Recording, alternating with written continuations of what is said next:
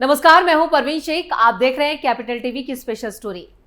ED ने बहुत बड़ा खुलासा किया है जिससे आपकी धड़कनें बढ़ चुकी हैं। ईडी ने 20 मई यानी सोमवार को गृह मंत्रालय को बताया कि आम आदमी पार्टी ने साल 2014 से 2022 के बीच में यहां विदेशी फंड से 7 करोड़ 8 लाख रुपए जमा किए।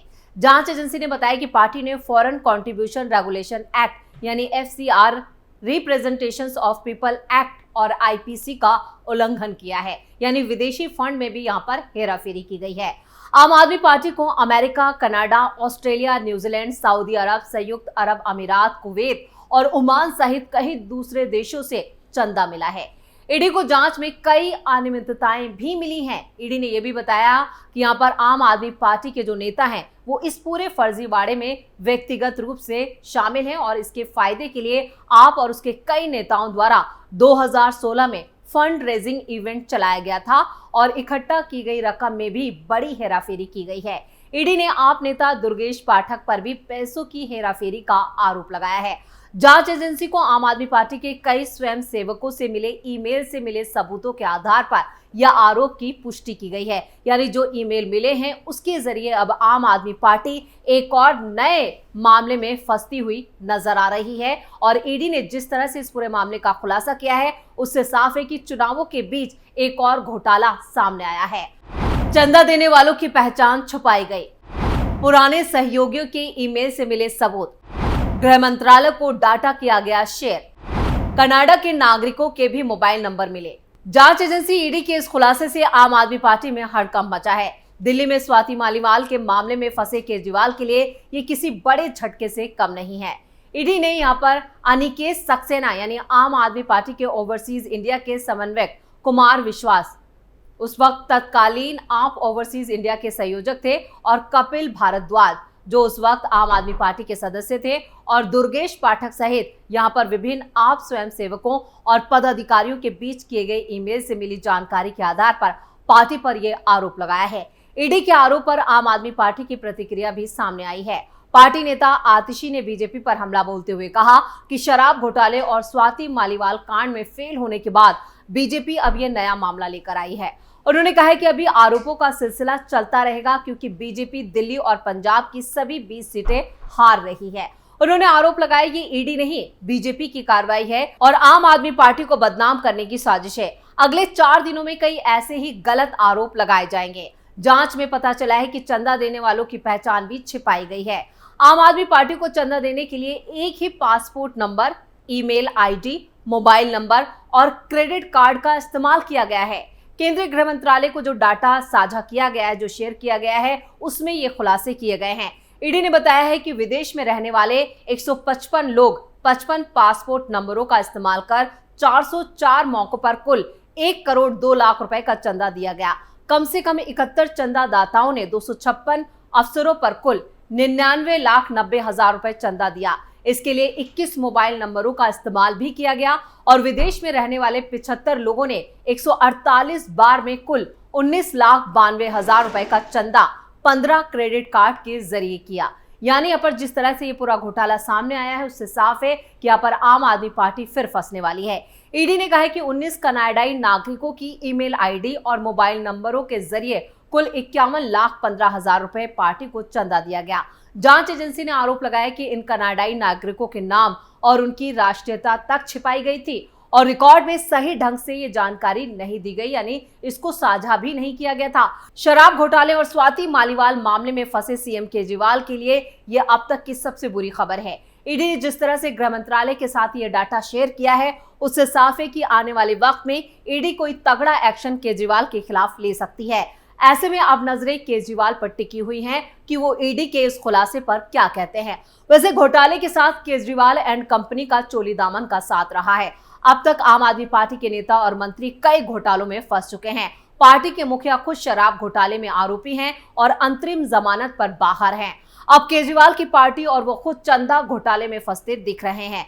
जहां तक यहां पर अगर बात की जाए इलेक्टोरल बॉन्ड की, तो खुद ये लोग बीजेपी पर हमलावर थे, लेकिन अब खुद चंदे के मामले में आम आदमी पार्टी और केजरीवाल फंस गए हैं। इधर सुप्रीम कोर्ट से 21 दिनों की अंतरिम जमानत में CM केजरीवाल चुनाव प्रचार में पूरा जोर लगा रहे हैं। पूर्वी दिल्ली से आम आदमी पार्टी के उम्मीदवार कुलदीप कुमार के समर्थन में चुनाव प्रचार करने पहुंचे केजरीवाल ने कहा कि अच्छे दिन आने वाले हैं, मोदी जी जाने वाले हैं।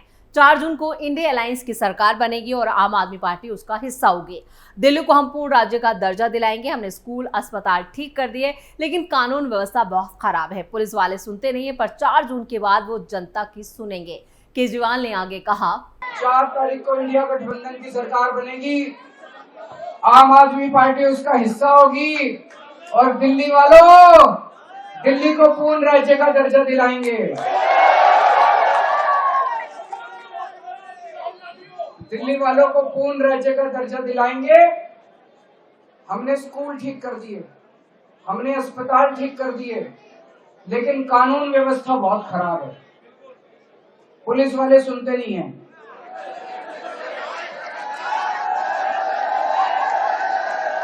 4 तारीख के बाद सुनेंगे जनता की। तो पहले शराब घोटाला, अब स्वाति मालीवाल का मामला और उसके बाद चंदा घोटाला, और उसके बाद भी केजरीवाल को लग रहा है कि दिल्ली वाले उनको वोट देंगे।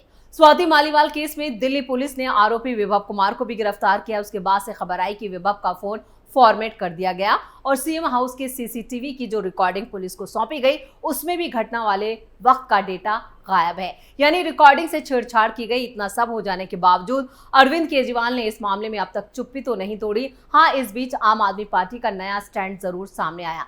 स्वाति मालीवाल के पुलिस में शिकायत दर्ज कराने के बाद आतिशी ने आम आदमी पार्टी का पक्ष रखा और स्वाति मालीवाल से जुड़े घटनाक्रम को बीजेपी की साजिश करार दिया। लेकिन आतिशी और संजय सिंह के विरोधाभासी बयानों से शक की स्थिति पैदा हो गई और संदेह का फायदा भी अरविंद केजरीवाल को मिल सकता है, ऐसा भी नहीं लगता। स्वाति मालीवाल प्रकरण में सबसे पहले राज्यसभा सांसद संजय सिंह सामने आए थे। संजय सिंह मीडिया को बताया था कि स्वाति मालीवाल अरविंद केजरीवाल के घर आई थी और उनसे मिलने के लिए इंतजार कर रही थी। तभी विभव कुमार ने उनके साथ मारपीट की, जो बेहद निंदनीय है। संजय सिंह ने यह भी बताया था कि अरविंद केजरीवाल ने इस घटना का संज्ञान लिया और विभव कुमार पर सख्त कार्रवाई की जाएगी। आतिशी अलग ही कहानी सुना रही हैं। जब से अरविंद केजरीवाल को जमानत मिली है, तभी से बीजेपी बौखलाई हुई है। इसी बौखलाहट के तहत एक साजिश रची गई। साजिश के तहत स्वाति मालीवाल को सीएम आवास भेजा गया। स्वाति इस साजिश का चेहरा थी। अब अगर पहले संजय सिंह कहते हैं कि विभव कुमार के खिलाफ अरविंद केजरीवाल एक्शन लेंगे और आतिशी समझा रही हैं कि वो विभव कुमार बेकसूर हैं, तो यहाँ पर शक पैदा होना लाजमी है।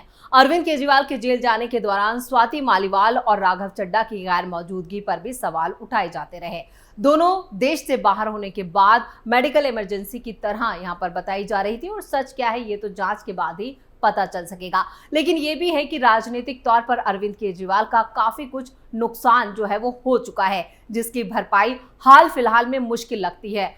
अरविंद केजरीवाल की तरफ से स्वाति मालीवाल केस के खिलाफ भी वैसा ही राजनीतिक स्टैंड लिया गया, जैसा ईडी के समन पर देखने को मिला था। संजय सिंह और आतिशी के बयानों से शक भी पैदा हो रहा है और शायद ही किसी को ये हजम भी हो। दिल्ली के मुख्यमंत्री अरविंद केजरीवाल को गिरफ्तार कर जेल भेज दिए जाने से लेकर जो लोगों में सहानुभूति थी, अब ऐसा लगता है कि जैसे स्वाति मालीवाल की घटना ने सब कुछ किनारे लगा दिया है। जेल भेजे जाने के बाद अरविंद केजरीवाल की दिल्ली वालों की फिक्र की बात आम आदमी पार्टी के नेताओं की तरफ से जोर शोर से प्रचारित की जा रही है। जो भी तिहाड़ जेल में उनसे मिलने जाता और हाल पूछता, वो कहा करता, मेरी छोड़ो दिल्ली वालों की बताओ। अब ऐसी बातें काफी पीछे छूट चुकी हैं। अरविंद केजरीवाल ने जेल से ये भी मैसेज भिजवाया था कि महिलाओं को हर महीने 1000 रुपए मिले, ये बाहर आते ही वो सुनिश्चित करेंगे। बाहर आने के बाद वो ऐसी स्थिति में नहीं रहे, क्योंकि सुप्रीम कोर्ट से ऐसी चीजों की अनुमति नहीं मिली, लिहाजा लोग संतोष कर लिया। और अपने चुनाव कैंपेन में अरविंद केजरीवाल कह रहे हैं कि प्रधानमंत्री जी खुलकर दिल्ली की महिलाओं को मिल रही मुफ्त बस यात्रा का विरोध कर रहे हैं। पूरे देश की महिलाएं चाहती हैं कि फ्री बस सेवा तो देश भर में लागू होनी चाहिए, मगर मोदी जी तो इसे खत्म करना चाहते हैं। बातें तो अच्छी हैं, लेकिन जब तक स्वाति मालीवाल के आरोप झूठे साबित नहीं हो जाते, अरविंद केजरीवाल की बातों पर लोग ध्यान दे पाएंगे, ये भी बड़ा सवाल है। पहले तो ऐसी बातें महिलाएं सुन भी लेती थी, लेकिन स्वाति मालीवाल के साथ हुई मारपीट के आरोपों के बाद क्या केजरीवाल की बातों का पहले जैसा असर हो पाएगा? सुप्रीम कोर्ट से अरविंद केजरीवाल को पूरी छूट मिली है। चुनाव के नाम पर ही अंतरिम जमानत भी मिली है, और यही वजह है कि बीजेपी नेता अमित शाह कहने लगे हैं कि अरविंद केजरीवाल को स्पेशल ट्रीटमेंट मिला है। ये कोई रूटीन या सामान्य जजमेंट नहीं है। जब ये बात सुप्रीम कोर्ट में बहाने से उठाई गई तो अदालत ने नजरअंदाज भी किया। आखिर इससे ज्यादा कितनी राहत मिल सकती है? जेल से छूटते ही अरविंद केजरीवाल बीजेपी के लिए मुश्किलें बढ़ाने लगे थे। प्रधानमंत्री मोदी के 75 साल में रिटायर हो जाने और योगी आदित्यनाथ को यूपी के मुख्यमंत्री पद से हटा दिए जाने जैसे अरविंद केजरीवाल की बातों पर बीजेपी को बार बार सफाई देने को मजबूर होना पड़ रहा था। सिर्फ अमित शाह ही नहीं, मोदी की तरफ से भी कई बार इस मुद्दे पर स्टैंड साफ करने की कोशिश हुई, लेकिन स्वाति मालीवाल के साथ मारपीट की घटना ने अरविंद केजरीवाल के सारे प्रभाव को एक झटके में बेअसर कर दिया और उसके बाद एक और नया मामला सामने आ गया है, जिससे साफ है कि केजरीवाल अब एक और बड़ी मुश्किल में फंसने वाले हैं। स्पेशल स्टोरी में इतना ही। वीडियो कैसा लगा नीचे कमेंट करके अपनी राय जरूर दें। वीडियो को लाइक करें, शेयर करें और कैपिटल टीवी को सब्सक्राइब करना ना भूलें। नमस्कार।